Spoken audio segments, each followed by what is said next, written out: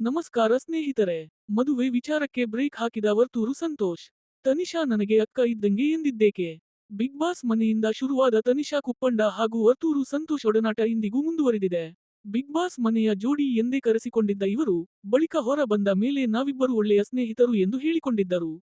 ಆದರೂ ಒಟ್ಟೊಟ್ಟಿಗೆ ಕಾಣಿಸಿಕೊಂಡಿದ್ದರಿಂದ ಗಾಸಿಪ್ ನಿಲ್ಲಲಿಲ್ಲ. ಇನ್ನೇನು ಇಬ್ಬರು ಮದುವೆಯಾಗ್ತಾರೆ ಎಂಬ ನಿರೀಕ್ಷೆಯಲ್ಲಿದ್ದವರಿಗೆ ವರ್ತೂರು ಸಂತೋಷ್ ಶಾಕ್ ಕೊಟ್ಟಿದ್ದಾರೆ. ತನಿಷಾ ಕುಪ್ಪಂಡ ಹಾಗೂ ವರ್ತೂರು ಸಂತೋಷ್ ಬಿಗ್ ಬಾಸ್ನಿಂದಲೂ ಒಳ್ಳೆಯ ಸ್ನೇಹಿತರಾಗಿ ಕಾಣಿಸಿಕೊಂಡಿದ್ದರು. ಇದನ್ನು ನೋಡಿ ಇಬ್ಬರು ಒಳ್ಳೆಯ ಜೋಡಿ, ಆದಷ್ಟು ಬೇಗ ಮದುವೆಯಾಗಲಿ ಎಂದು ಅವರ ಅಭಿಮಾನಿಗಳು ಆಸೆಪಟ್ಟಿದ್ದರು.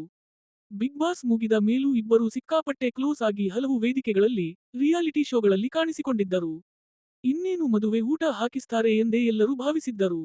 ಆದರೆ ಎಲ್ಲವೂ ಉಲ್ಟಾ ಆಗಿದೆ. ವರ್ತೂರು ಸಂತೋಷ್ ಹಾಗೂ ತನಿಷಾ ಎಲ್ಲಿ ಸಿಕ್ಕರು ಮದುವೆ ಯಾವಾಗ ಎಂದು ಕೇಳುತ್ತಿದ್ದರು. ಆಗ ಇಬ್ಬರು ಕೂಡ ನಾವಿಬ್ಬರು ಸ್ನೇಹಿತರಷ್ಟೇ ಎಂದು ಹೇಳಿಕೊಳ್ಳುತ್ತಿದ್ದರು. ಆದರೂ ಇವರು ಮದುವೆಯಾಗೋದು ಫಿಕ್ಸ್ ಎಂದೇ ಹಲವರು ಮಾತನಾಡಿಕೊಳ್ಳುತ್ತಿದ್ದರು.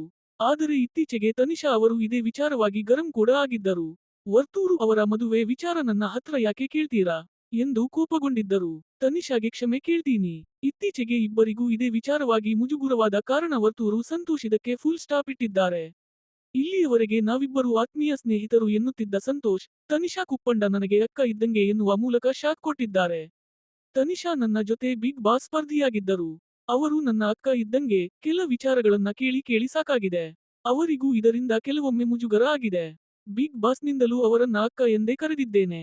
ಬೇಕಾದ್ರೆ ಆ ವಿಡಿಯೋ ನೋಡಿ, ಈಗಲೂ ಇದೆ ಎಂದು ವರ್ತೂರು ಸಂತೋಷ್ ವದಂತಿಗಳಿಗೆ ತೆರೆ ಎಳೆದಿದ್ದಾರೆ. ತನಿಷಾ ಕುಪ್ಪಂಡ ನನಗೆ ಅಕ್ಕ ಇದ್ದಂಗೆ. ಈ ವಿಚಾರದಿಂದ ಇಬ್ಬರಿಗೂ ಮುಜುಗರ ಆಗಿದೆ. ನನ್ನ ವೈಯಕ್ತಿಕ ಅವರ ಬಳಿ ಕೇಳೋದು, ಅವರ ವೈಯಕ್ತಿಕ ವಿಚಾರ ನನ್ನ ಬಳಿ ಕೇಳೋದು ಎಷ್ಟು ಸರಿ? ನನ್ನಿಂದ ಬೇಜಾರಾಗಿದ್ರೆ ತನಿಷಾ ಹಾಗೂ ಅವರ ಫ್ಯಾನ್ಸ್ಗೆ ಕ್ಷಮೆ ಕೇಳ್ತೀನಿ ಎಂದು ವರ್ತೂರು ಸಂತೋಷ್ ಬೇಸರದಿಂದ ಮಾತನಾಡಿದ್ದಾರೆ. ನಿಮ್ಮ ಅನಿಸಿಕೆಯನ್ನು ಕಮೆಂಟ್ ಮಾಡಿ, ನಮ್ಮ ಚಾನಲನ್ನು ಸಬ್ಸ್ಕ್ರೈಬ್ ಮಾಡಿಕೊಳ್ಳಿ. ಧನ್ಯವಾದಗಳು.